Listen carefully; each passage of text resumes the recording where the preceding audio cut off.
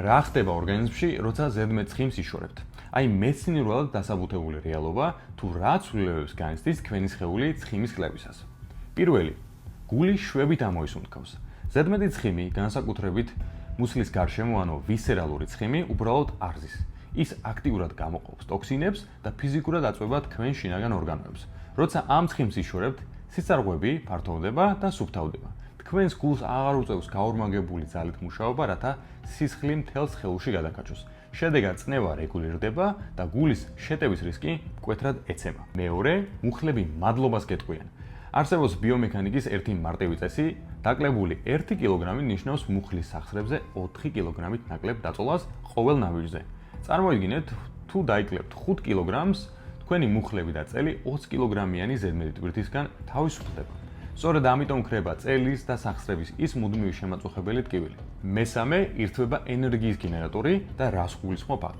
როცა ზედმეტი ცხიმი გაქვთ, თქვენი უჯრედები ყრუდება, ასე რომ ვთქვათ, ინსულინის მიმართ. ანუ, რასაც ჭამთ, სხეული ენერგიად კი არ იყენებს, არამედ პირდაპირ ცხიმად ინახავს, თქვენ კი მუდმივად დაღლილი და მშიერი ხართ.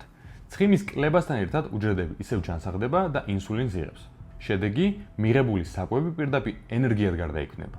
დილით გაღვიძება კი ადვილდებათ და დღის განმავლობაში ენერგიის უეცარი ვარდნები აღარ გაწუხებთ საერთოდ. მეოთხე, ტვინის სუფთავდება და ფოკუსი უმჯობესდება. ჭარბი წონა ხშირად იწვევს ძილის აპნოეს, ანუ ძილში სუნთქვის წამიერ შეშრებას, რის გამოც ტვინის საკმარის ჟანგბადს ვერ იღებს. ცხიმის შემცირებასთან ერთად სასუნთქი გზები თავისუფლდება, ტვინი იღებს ჟანგბადის უწყვეტ ნაკადს, რაც ნიშნავს ღრმა ძილს, გაუმჯობესებულ მეხსიერებას და მკვეთრ კონცენტრაციას. მეხუთე, ქრება ფარულიანთება.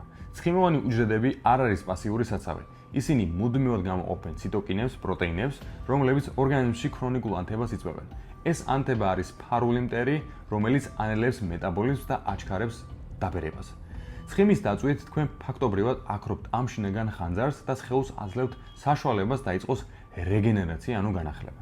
ჩემი მთავარი სათქმელი არის ესეთი. როცა სასწორზე ციფრი არ იცვლება, არ დანებდეთ. სანამ სარკეში დიდ ცვლილებას დაინახავთ, შიგნით უკვე დაწყებულია სასიცოცხლო პროცესის აღდგენა. თქვენი ორგანიზმი იბრუნებს ჯანმრთელობას, ძალას, სიცოცხლის ხანგრძლივობას. განაგრძეთ სწორი კვება, ივარჯიშეთ და მიეცით სხეულს დრო დაასრულოს ის უხილავი მაგია, რაც უკვე დაწყებულია.